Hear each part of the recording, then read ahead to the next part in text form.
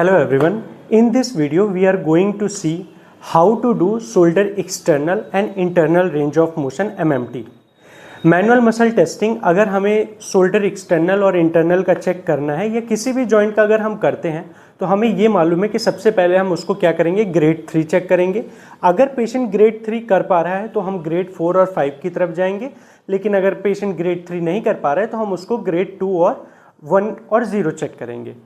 हमें ये मालूम है कि ग्रेड 3 हमेशा ही अगेंस्ट ग्रेविटी होगा और 4, 5 भी अगेंस्ट ग्रेविटी होगा विथ रेजिस्टेंस, एंड जो ग्रेड 2, 1, 0 होगा वो ग्रेड 2 होगा वो हम ग्रेविटी एलिमिनेटेड प्लेन में चेक करेंगे, और फॉर द ग्रेड 1 और 0 उसमें हम मसल का कॉन्ट्रैक्शन चेक करते हैं।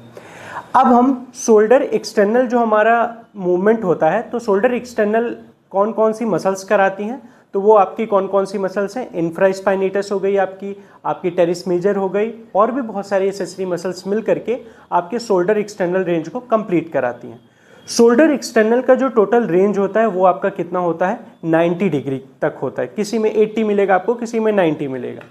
नाउ शोल्डर इंटरनल जो रोटेशन है वो आपकी कौन कौन सी मसल्स कराती हैं, तो इंटरनल रोटेशंस के लिए हमारी सबस्कैपुलरिस मसल हो गई, आपके पेक्टोरलिस माइनर हो गई, और भी कुछ एसेसरी मसल जैसे लैटिसिमस डॉर्साई, ये सारी मसल्स मिलकर के आपके शोल्डर के इंटरनल रेंज को कंप्लीट करती हैं।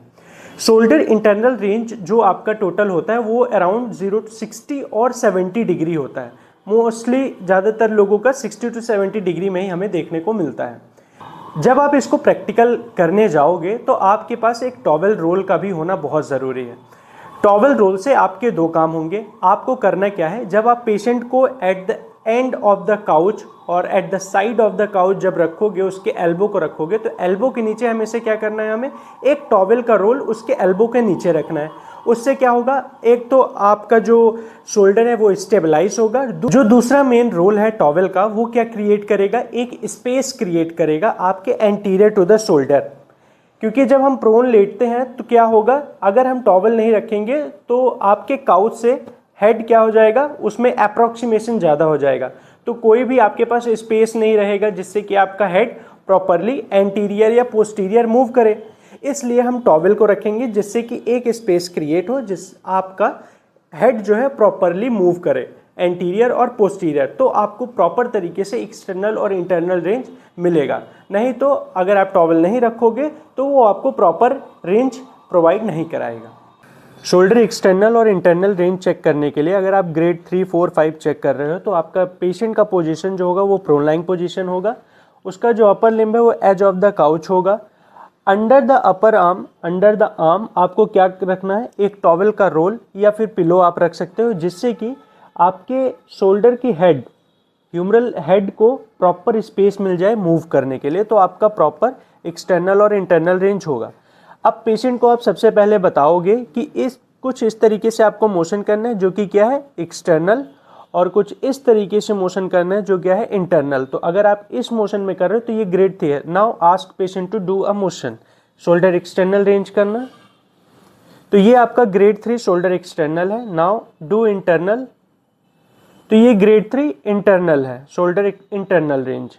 ओके, नाउ अगर मैं यहाँ पे प्रेशर लगा रहा हूँ 2 फिंगर तो वो ग्रेड 4 होगा। Now ask patient to do a shoulder external range. मैंने एल्बो पे थोड़ा स्टेबलाइज करके रखा है। अगर पेशेंट पूरा रेंज कर पा रहा है तो वो आपका ग्रेड 4 है। नाउ मैं 4 फिंगर से अप्लाई करूँगा रेजिस्टेंस और बोलूँगा पेशेंट को कि नाउ अब आप शोल्डर एक्सटर्नल करो, एक्सटर्नल रेंज। तो ये क्या है, शोल्डर एक्सटर्नल का ग्रेड 5।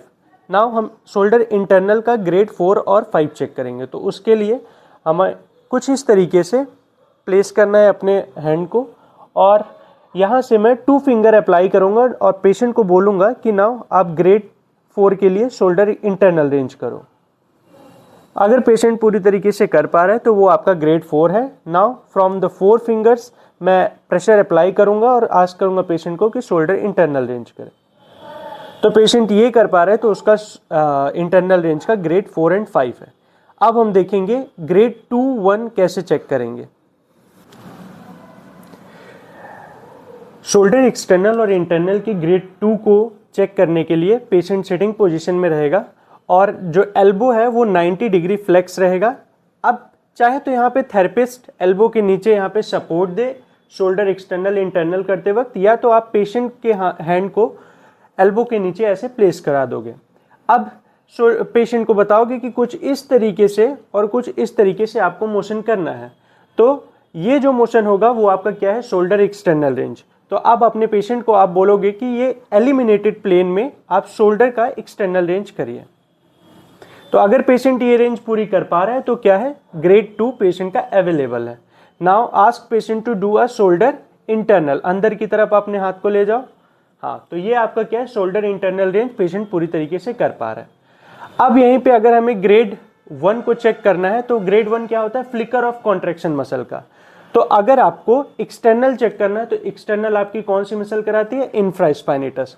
तो आप इंफ्रास्पाइनेटस को पाल्पेट करोगे पीछे साइड से, ठीक है। तो आप पेशेंट को बोलोगे कि मोशन करने को, बट मोशन तो नहीं होगा लेकिन आपको पीछे मसल का कॉन्ट्रैक्शन फील होगा।